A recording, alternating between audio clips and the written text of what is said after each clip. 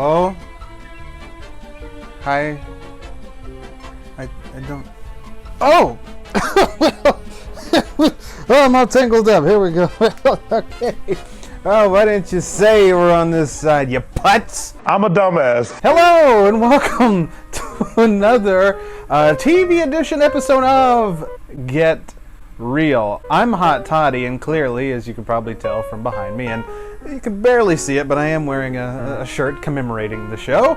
I'm here to talk some more about the new season of Mystery Science Theater 3000, courtesy of the Gizmoplex. Away we go in reviewing the last 3 episodes of Season 13, Episodes 7, 8, and 9 to be exact. Now, I discussed this in the last episode of Get Real, but we're in the new media room here, and I have redesigned my Mystery Science Theater layout literally behind me. You can't see it from this angle, but if I show you this, you can see my huge shrine to Mystery Science Theater. I have every poster, really every poster known to man, almost. All kinds of good stuff going on behind me here. So welcome once again to the new Superfuzz Media Room, where there is a complete wall dedicated to Mystery Science Theater. And then, of course, there's a little section here for the Batman figures, but that's just crucial. Anyway, let's get into talking about the last few episodes of the show. We begin with episode 7, which is Gamra versus Jigger.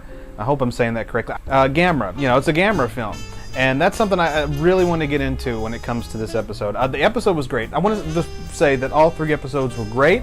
We're still very much on par with what we're doing here in the Gizmoplex. The whole point of us bringing this show back was to display the brilliance of the show that may have gotten lost for the last 20 years that it was off the air.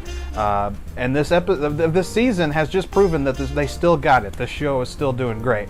With that being said, I will say that out of these 3, Gamra vs. Jigger probably has been my least favorite, maybe of the whole season. It was fine. It wasn't really up to par with me. I found myself kind of zoning in and out with that particular episode. The sketches were great, the Avenging Exchange was funny, and the jokes were good too. It's just, I guess for me, when it comes to Gamra, when I think of Gamra movies, I immediately think of Joel. Now, I know that to bring back Mystery Science was a nostalgia thing to begin with. We missed the show, we wanted it to come back, the opportunity came, and we took it. So the whole show the show as a whole is a nostalgia trip. It's to bring back what we loved when we were growing up. And we've done that. But with Gamra, I feel like it was just an add-on. Yeah, like the rewards. It was like an add-on piece of nostalgia. Let's go back and revisit Gamra, because we haven't done Gamra in a long time. But again, I don't know, maybe I'm being a little picky about this, and it could be just me, but I feel like when you think of Gamra, like I said, you think of Joel. You think of the Joel era. You don't think of Mike, you don't think of Jonah, you don't think of Emily. You think of Joel because Joel sat through all the other Gamra films. Those episodes were so popular and so well loved that they put out an entire DVD volume of the Gamra episodes. And it's a huge thing. It was like one of the biggest ones they ever put out. The Shout Factory, of course. Shout out to Shout Factory. This is like one of the biggest compilations they ever put out for Mystery Science, was all the Gamra episodes. So Gamra was a huge deal during the Joel era, just like Hercules was a huge deal during the Joel era. But like Mike kind of had his own type of movies, and those movies tend to be a little bit more hardcore than the movies that Joel viewed. And then Jonah's movies, they're somewhat hardcore, but they kind of fall in the realm of like I feel like he's got his own era, and that's what I love about each era, is that they really truly are their own era. So to put Gamra in the Jonah block just seemed weird to me. Like, I feel like, maybe I'm wrong, again, this is just my opinion, but maybe I feel like Gamra versus Jigger should have been one of the Joel episodes, because that would have been a fantastic nostalgia trip. Joel Robinson coming back to watch a Gamra movie? That's huge. That would have been fantastic, but they stuck it in Jonah's world, and it just seemed, I don't know, it just seemed out of place. It just seemed really out of place to me, because not only did Joel do all the Gamras and the Hercules, but like that was sort of a thing with him, was that he did like franchise films. He sat through a lot of the franchised films, like Gamra, like Hercules, and then he also did a lot of, movies that had we watched the movie and then there was a sequel to that movie, and they would do the sequel. And then even when it came to short films, they would do like a lineage of short films, like continuing stories or sequels and stuff like that. So that was sort of a gag that went on during Joel's era. So it just felt out of place to me to do a Gamra episode in Jonah's capacity. It wouldn't have been any different for me for Emily either, but for Jonah or Emily, it just seemed odd to put Gamra in there. It would have made more sense to put it in for Joel.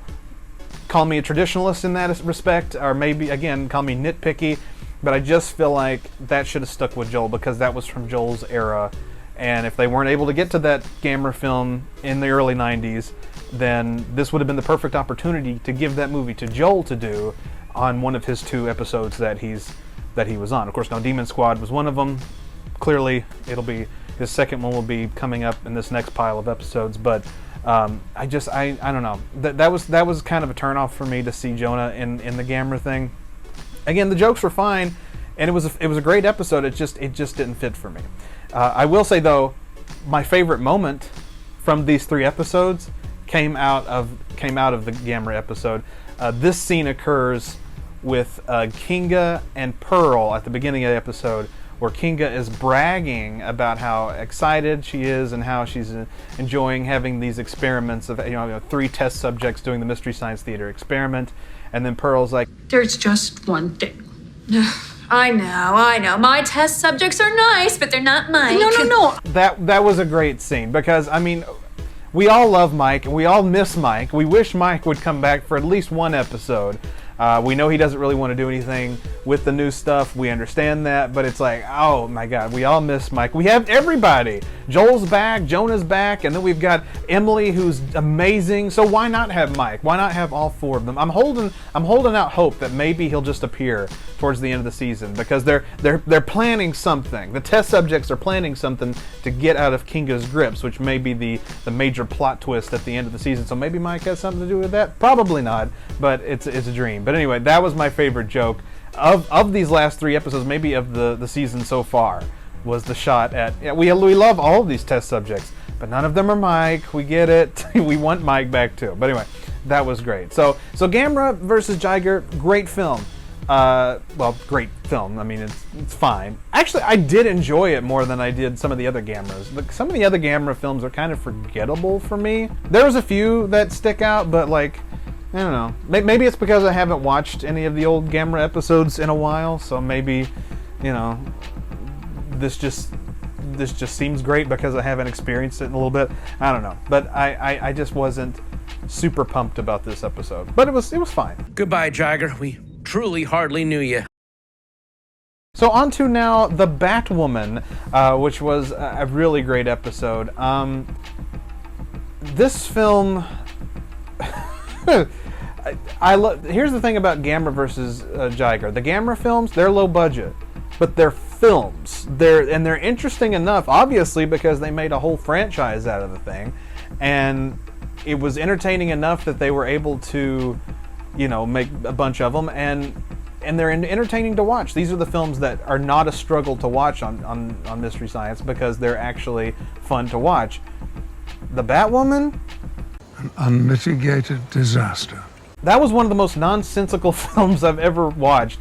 I get that they were trying to capitalize on the Batman love. Clearly that's what they were trying to do, but it fell short for me. That movie was awful, and it just proved that Rene Cardoza, both him and his son, Cardoza Jr., they never learned their lesson. They never learned that they should not make these movies because they're just awful. Because this was not the first Rene Cardoza nightmare that they've gone through, obviously. It just was so dumb, and it was so hard to follow. For me, it was hard to follow. I was just like, what are they doing?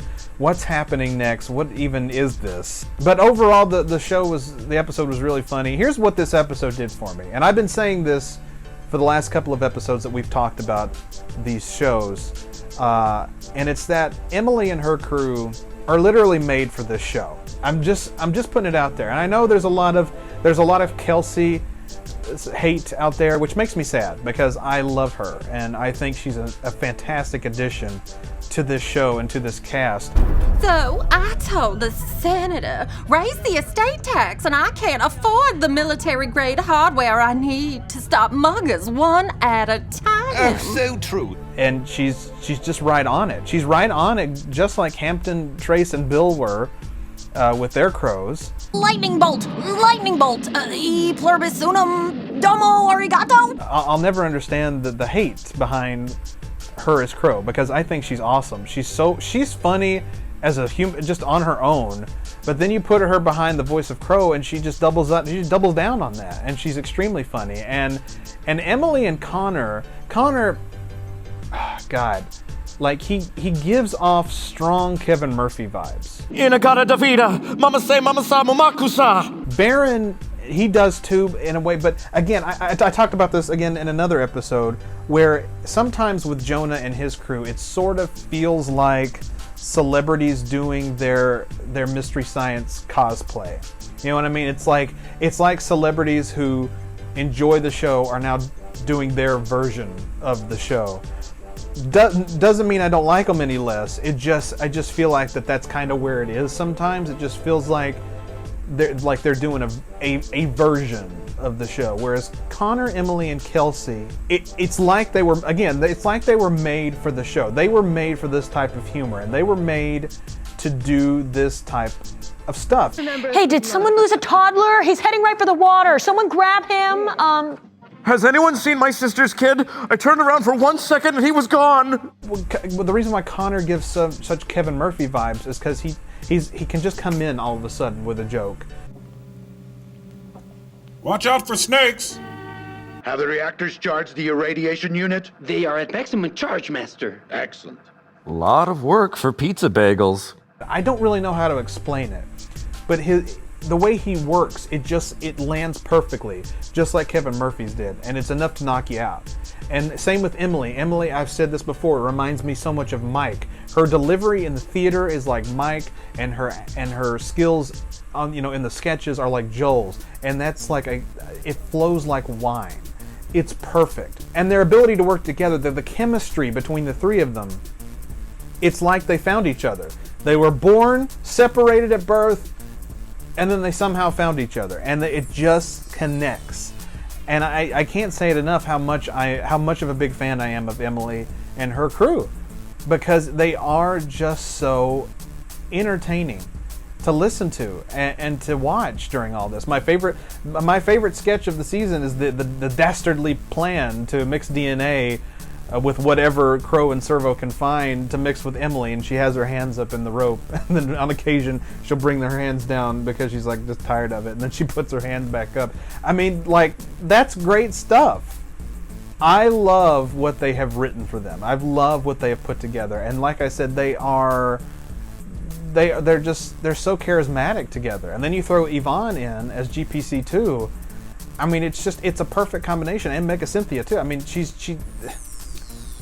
I could go on all day talking about this. As you can see, I could go on all day talking about just how good they are. And I know I'm gushing a little bit, but I mean, I am such a big fan of theirs. And Jonah is great, Baron is great, Hampton is great. They're all great. But it's just something about Emily and her crew that always takes me back to old Mystery Science. It reminds me of the old days. It's something not to be taken lightly because they are a power force. They're all great. I think Emily, Connor, and Kelsey and Yvonne are the breakout stars of the season without a doubt.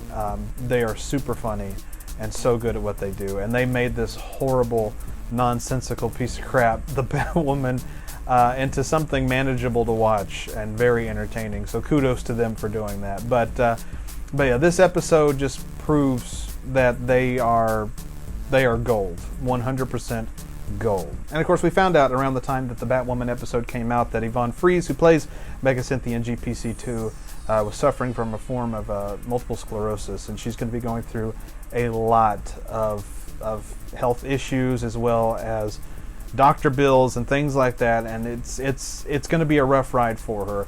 And there's a GoFundMe that is out there for her. It's still active now. The goal has already been met. The goal was around $15,000. We're already up to $23,000. but there's no reason to stop now because the medical bills are going to pile in because she's going to have a lot of hospital stays and stuff like that, a lot of treatments, and it's going to be an ongoing thing for her. So every penny counts. So here's the GoFundMe. You can also find it in the description of this episode. Please go donate to it. Show some love to Yvonne. She's a part of the Mystery Science family, and it's horrible to see what she's going through because she's such a wonderful, bubbly person, and I love her to death. We all love her, and so to see her have to go through this is just heart-wrenching. So every penny counts. Please go donate to the GoFundMe for Yvonne. And Yvonne, just so you know, we're all here for you, and we love you. I'm Mega Batwoman. Ha! Destroyer of worlds. Get out of here. What? I'll be in my Mega Bat cave. And now on to the final episode of these three. This is the reason why I'm so late to putting out a review of these episodes, because obviously this episode came out at the beginning of this month. It's towards the end of the month now, and I'm just reviewing them because this episode came out when I was on vacation. I was on vacation with my family, and I wasn't able to watch the episode, and then I just kind of, procrastination, plus other things that I have to do for this channel and the Smoking Hot Toddcast. I was busy. So it took a while, but I got it now. So here we are, The Million Eyes of Sumire, which was actually a very entertaining film. Frankie Avalon, I gotta give you credit. You're a hot mess, but you were funny in this film. This film was a lot of fun. It was another one of those James Bond knockoff type films, just like Agent for Harm or Secret Agent Super Dragon. But it was still really, really entertaining to watch. And oh my gosh, the jokes in this episode were so on point. This is where I have to keep saying that I show no disrespect to Baron, Jonah, and Hampton. Emily and the gang and that gang is probably my favorite, but these guys are so freaking hilarious too. We had our own personal tilt-a-whirl installed. Oh, the Hong Kong Hilton really enforces their salad bar policy. I'm sorry, sir. This is a Pizza Hut coupon. My favorite joke from the whole episode was when Sumire was torturing one of her subjects and somebody said, Ellen is a mean boss. I was like, oh my god, that's perfect. But the episode was hilarious and the sketches were great, and of course we find out here that Jonah, Emily, and Joel are planning something. They're planning something to get out of Kinga's grip. So that'll be something interesting to look out for the closing episodes of the season. But I don't have a whole lot to say about this particular episode. This one was just kind of like a regular thing. It wasn't really anything super exciting or anything. It was just kind of a regular episode, and it gets a high grade for me because I laughed all the way through it. The jokes were so good, and it solidifies that we really do have an amazing group of people that are conducting the show, both in writing and in performing. And I'll say, I've said it a million times, I'll say it again, Emily and her crew are my favorite. Thanks, Captain Obvious. I still love Jonah and his crew because they really are really funny. Whether it be Netflix, the Gizmoplex, it doesn't matter. They are on stage. They really know how to handle themselves, and it's super entertaining to watch, and I really enjoy it. So, kind of a quick synopsis there of my thoughts on Million Eyes of Sumire. I don't have a whole lot to say. It was really good. I really enjoyed it, and makes me look forward to more. Which, with that in mind, we are just days away from the next episode, which comes out on September 30th, and then there's three more episodes, and then the season is done. So I'll be back soon to talk more about episodes. Don't know if haven't decided if we'll do like 2 more and then I'll come back, or do another 3. I'll figure all that out. But anyway, hope you're continuing to enjoy the season as much as I am. The rewards will be coming out soon, so I'm looking forward to that. If you haven't seen it yet, go check your emails because they have updated statuses on everything, how it's all going to be playing through. We're probably looking at more towards the end of the year before we get everything, but you know what, better late than never. I'll take it. Go donate to Yvonne's GoFundMe. Once again, it's in the description of this episode. Help her out. Like I said, the original goal's already met, but it ain't going to stop from that. So just keep going, keep showing the love the best way that we Misties can. And I'll see you next time on Get Real TV edition. When we talk about Mystery Science Theater. The Mug of Doom. Don't talk to me until I've confronted my mortality.